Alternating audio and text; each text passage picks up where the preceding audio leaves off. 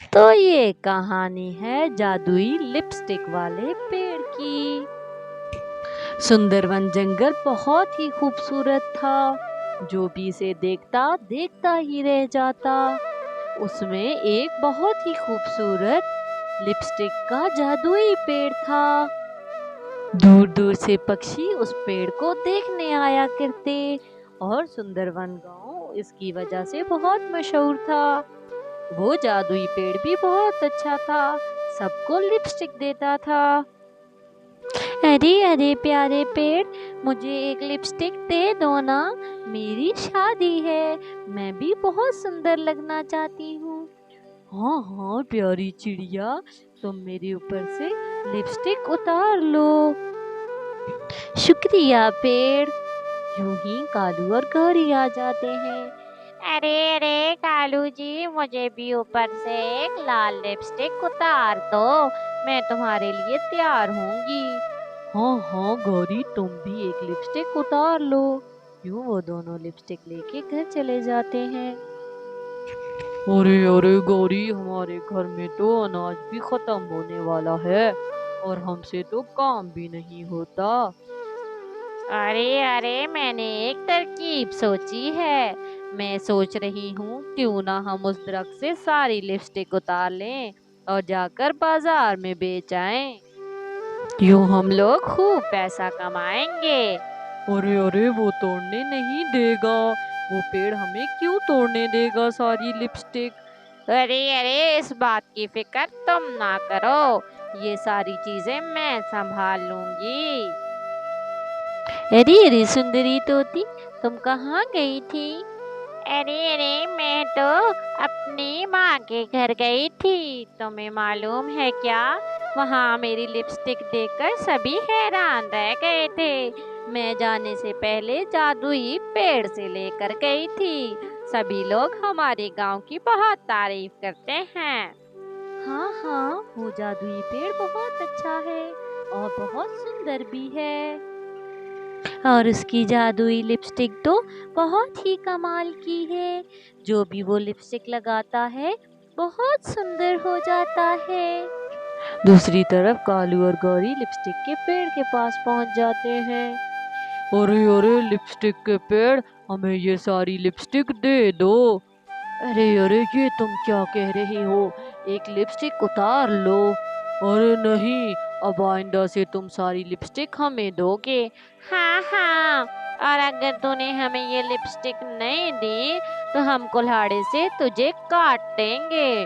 फिर ना तू रहेगा ना कोई लिपस्टिक।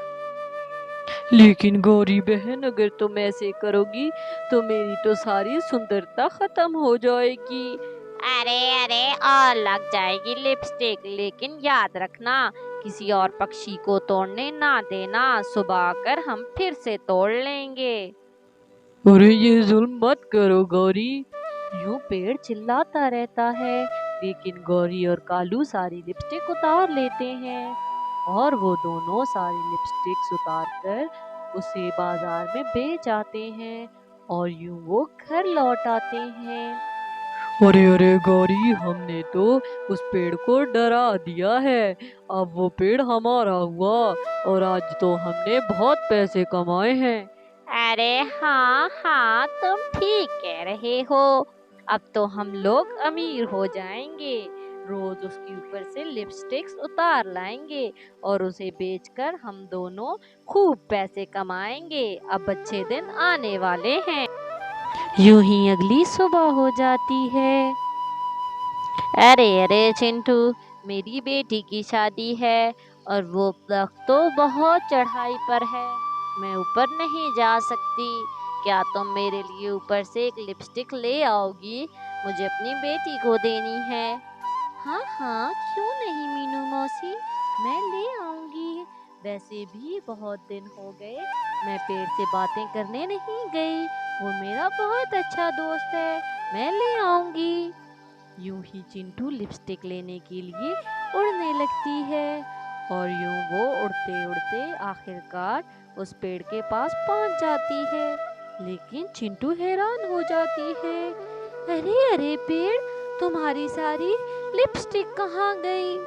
अरे अरे, क्या बताऊं तुम्हें चिंटू, मेरी सारी लिपस्टिक कालू और गौरी ले गए हैं। यूं वो सारी बात चिंटू को बता देता है। अच्छा अच्छा पेड़ जी, आप परेशान मत हो, मैं घर जाकर कालू और गौरी से बात करूंगी। यूं ही चिंटू सारी रात पेड़ के लिए परेशान होती है। अरे मुझे कुछ न कुछ करना होगा, उस पेड़ के साथ कालू और गौरी ऐसा नहीं कर सकते, नहीं तो हमारे गांव की सुंदरता खत्म हो जाएगी और वो पेड़ इस तरह अच्छा भी नहीं लगेगा। उस बेचारे के साथ ये दोनों ऐसा कैसे कर सकते हैं। यूं ही वो अगली सुबह कालू और गौरी के पास जाती है। अरे अरे गौरी बहन, तुम ऐसा कैसे कर सकती हो उस पेड़ के साथ, वो तो सारे जंगल वालों का है। अरे अरे, तो ना सिखा हमें कि हमें क्या करना है और क्या नहीं करना। अब से वो पेड़ हमारा है और हम उसके ऊपर से जितनी चाहेंगे लिपस्टिक तोड़ेंगे। तू माँ ना बन। यूं ही चिंटू जब पेड़ के पास जाती है तो वो उसे बताता है। अरे अरे चिंटू, आज फिर वो मेरी सारी लिपस्टिक ले गए हैं। अरे अरे प्यारे पेड़, मैं गई थी उन्हें समझाने, लेकिन उन्होंने मेरी एक नहीं मानी। अरे अरे चिंटू, क्या तुम मेरी मदद करोगी। हाँ हाँ पेड़, मैं क्यों नहीं करूँगी, तुम मुझे बताओ। अरे अरे चिंटू, मैं तुम्हें सारी बात बताता हूँ। मैं हमेशा से ऐसा नहीं था, मैं एक सूखा पेड़ था। फिर एक दिन एक परी आई और उसने मुझे एक जादू के जरिए लिपस्टिक का जादुई पेड़ बना दिया। मुझे उम्मीद है वो हमारी मदद जरूर करेगी। तुम जाओ, पश्चिम में नदी है, वहां पर तुम्हें वो परी मिलेगी। उससे कहना वो हमारी मदद करने जरूर आएगी। मैं जरूर जाऊंगी प्यारे पेड़। यूं चिंटू उस नदी को ढूंढने लगती है और चिंटू को नदी ढूंढते ढूंढते रात हो जाती है और आखिरकार ढूंढते ढूंढते वो उस नदी तक पहुंच जाती है। अरे अरे, मुझे लगता है यही वो नदी है। परी, परी मेरी बात सुनो। यूं ही वहां पर परी आ जाती है, चिंटू से सारी बात बताती है। अरे अरे चिड़िया, तुम परेशान मत हो, तुम आराम से घर जाओ।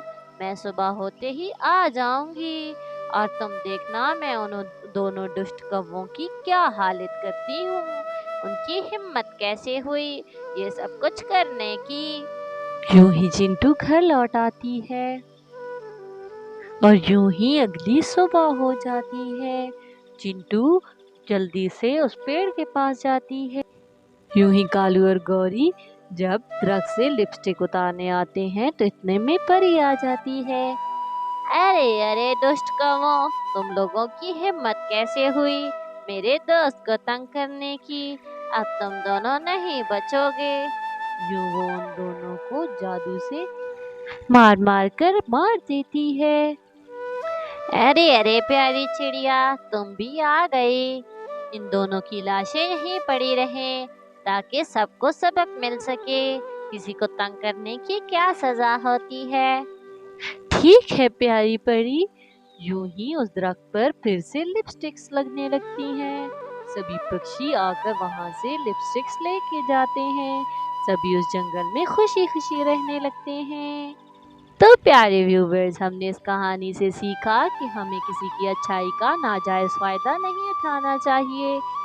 तो प्यारे व्यूवर्स, अगर आपको मेरी कहानी थोड़ी सी भी अच्छी लगी हो तो प्लीज मेरे चैनल को सब्सक्राइब कर दें और वीडियो को लाइक कर। मुझे आपकी सपोर्ट की ज़रूरत है, जल्दी से मेरे 1K सब्सक्राइबर्स हो जाएं ताकि मैं आपके लिए यूं ही अच्छी अच्छी कहानियाँ लाती रहूं। शुक्रिया।